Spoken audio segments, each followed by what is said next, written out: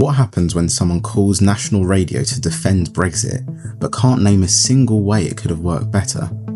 What happens when a voter proudly declares that they have very strong views and then immediately admits that they can't explain any of them?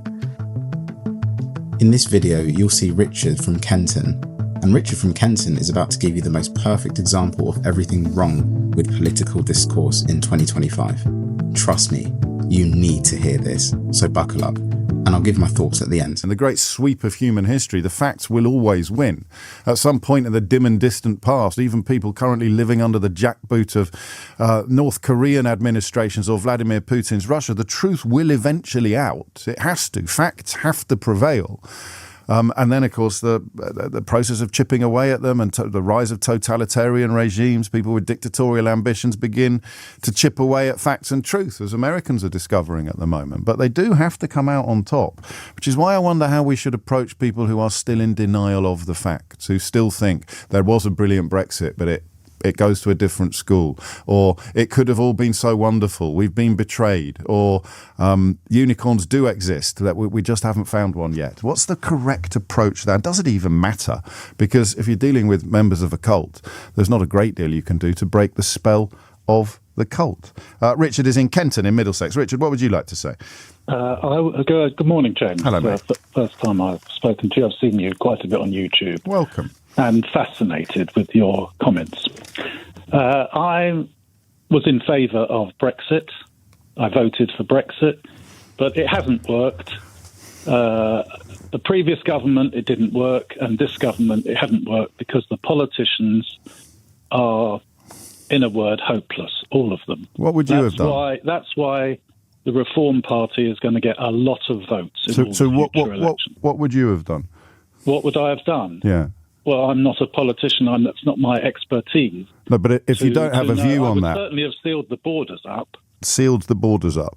Yes. Okay. I think zero immigrants. We've got how many people in this country? 75, 80 million unofficially. Well over 70 million. Unofficially? When I was growing up, there was 50 million. Right. How can this small area, this tiny country, accommodate 20 million more people? Yeah. It's crazy. It cannot work. And also from overpopulation, you can't get a doctor's appointment. You can't park your car. Well, that's largely Well, I'm in London. I came in on a bus this morning. You're in Kenton. I go on buses. I'm a senior citizen. You're in Kenton. So your theory is we just need to do all of the same things again, but harder. The same things meaning what? Trusting Nigel Farage, most obviously. Well, we'll give him a try. Yeah, because the last promises he made have gone so well, haven't they? I wouldn't know what they were exactly. He told you Brexit was going to do loads of magical things, and it's done precisely none of them. And some of us explained why it would be impossible to deliver all of the things that he promised, and we've been proved right. But you still trust him? I don't trust him. Yes, you do.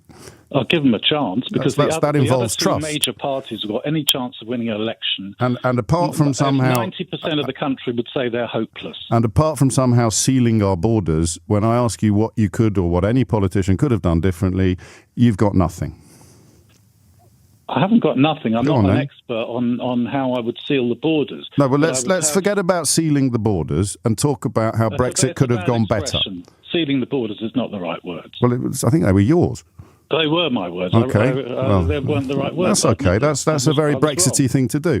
What other things could have made Brexit better?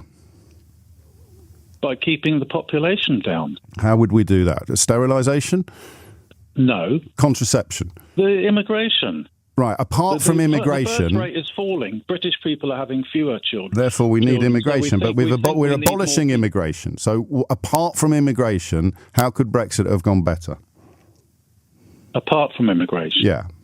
By having control of your own country, which I wouldn't know whether we have or not, and not being ruled by Europe. In what way? Give me an example of that, would you? I can't give you an example. Does that not embarrass you on any level? You're on the national radio now, convinced that you've got some interesting points to make, and when the presenter asks you politely, calmly, for just like one single intelligent insight into the position that you hold, you just say, oh, I can't. I've got nothing. I'm not a politician. I don't know. I'm slightly embarrassed because I'm not an expert I'm Do you know who calling else in isn't an expert on this? you. No, I am. Ask me anything. Every single person who's encouraged you to support Brexit, there's not a single expert among them. And yet you're still trusting them instead of the people who have been proved right about everything. And I hear the chuckle, and that means that you're not someone who's been desperately affected by Brexit. You're not someone whose business has been shut down. You're someone who lies awake in bed in Middlesex having weird dreams about immigrants. You're not someone who's had... You're very rude to me, aren't you? Well, I am very rude to you, yes, because of what you've done to my country.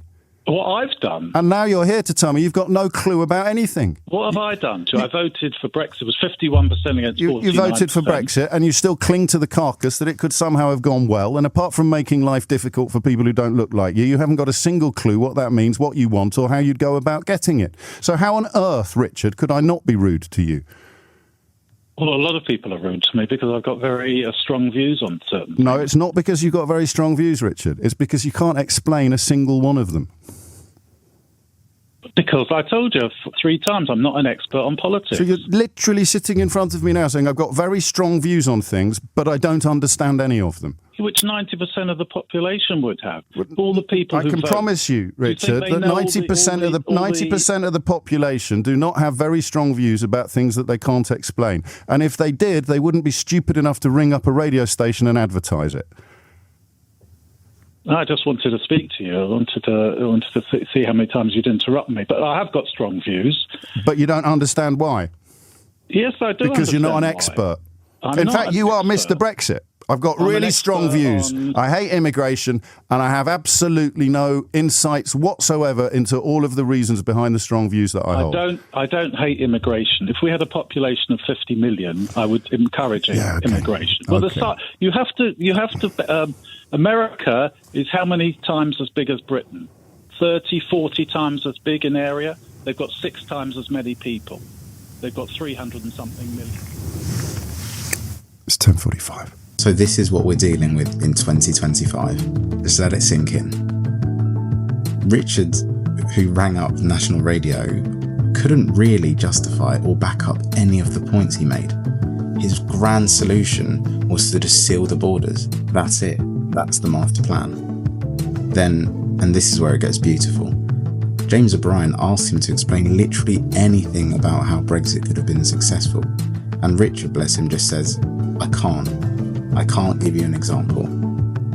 I mean, imagine calling a national radio station to defend something that's clearly failed, admitting you have 0 examples of how it could succeed, and then saying, I have very strong views on things. Like, it doesn't make any sense. And let's appreciate what's happened here. Richard voted for something that has objectively made the country worse, but he still supports it. But when asked why, he proudly announces that he's not an expert. And neither is James O'Brien apparently, except James O'Brien actually is and offers an answer to the questions. Richard says, I have very strong views, but I don't understand any of them. Who admits that on national radio when you've called in to defend a point? And this, my friend, is a perfect encapsulation of what we're dealing with. People so committed to their positions that even when they can't name a single benefit, they stick to them. In what other areas of life would this be acceptable? Look, imagine being like, I really love this restaurant. Oh, what's good there? Oh, I can't tell you, I'm not a food expert. You know, call in with 0 substantive points, get called out, and then claim victory because you were interrupted. Chess, not checkers, folks. And here's the thing, this isn't funny, it's just tragic. Because while Richard sits in Kenton having these strong views without substance, real businesses have closed, real people have lost livelihoods, and real problems have multiplied. And the people who warned this would happen, well, they're still being ignored in favour of the Richards of the world. So next time someone tells you they have very strong views on something, maybe ask them what those views actually are. And if they can't tell you, well, at least they're not on national radio, unlike our friend Richard. Here's to you, Richard. Living proof that confidence requires absolutely no correlation with competence. Let me know what you guys think of Richard in the comments.